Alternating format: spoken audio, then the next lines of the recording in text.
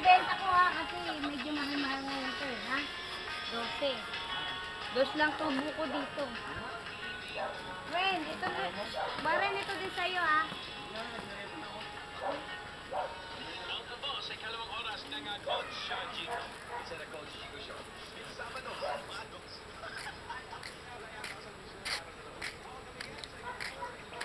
Init ah.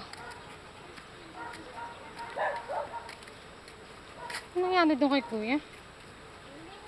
Hindi na ko sinada. Patrabaho siya. Hindi niya ginawa. Ayan. Gawa sa akin doon niya, pati bodega eh. Iba sa akin niya. Malaman niya ginagawa niya. Problema niya. Kaya kita ng nanay niya.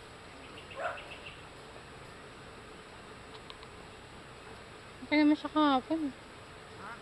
Okay naman siya kahapon.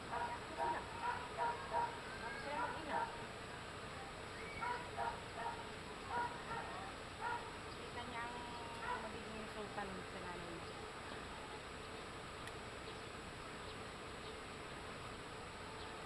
Kaya napigilan siya. Gawin niya para makita niya kung ang nahanap niya. Ayun, dami ng bulaklak na.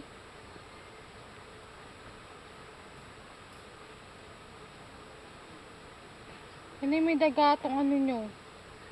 Pinasak niya yung buliga, dagat siya. Pinarasira mo yung masarap ng trabaho. Yun nga eh. Pag kayo winasak niya yung buliga, makikita niya inahanap. Sina Arman nga gumawa. Siyempre, kahit sabihin binayaran, yung pagod nila. Wala silang pagod doon. Ulat sila rin. Pera ng mananay nila, hindi ka nila yun. Kasayang yung materyales.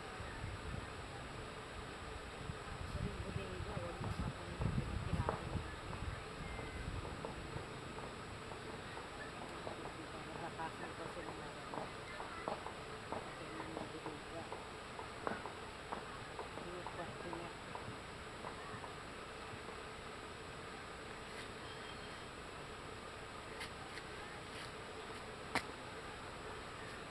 Sana man lang pinaayos na lang niya ulit. Kung di niya nagustuhan yung ano.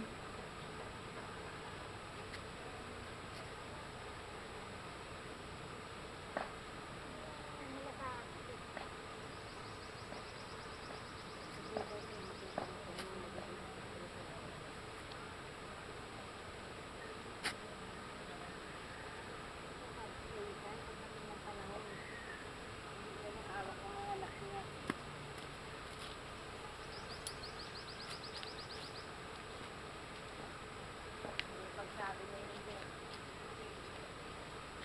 Ang anak niya na matulungan.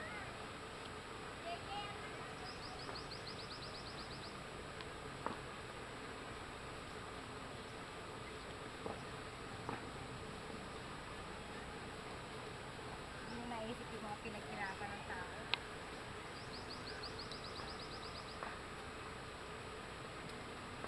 Tsaka ito pala lagyan ng jealousy yun. Halagay, sinukatan na, di ba? Eh, parang ano ng bra yan. Oo. Huwag yung ano yung strap ng bra. Hindi naman ito yung bra eh. Ayun. Kanino? Tagal na eh. Sakang lang to. Pag giniba niya yung kwan. Huwag na kayong mag-ano na yun. Bayan silang dalawa na tito. Nagkirapan ni Papa ko yun.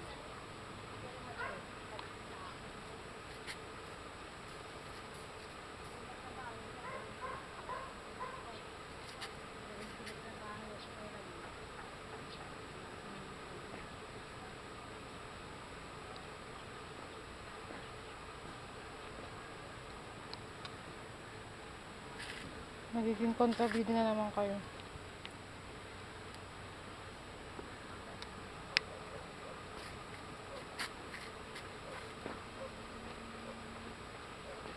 Init.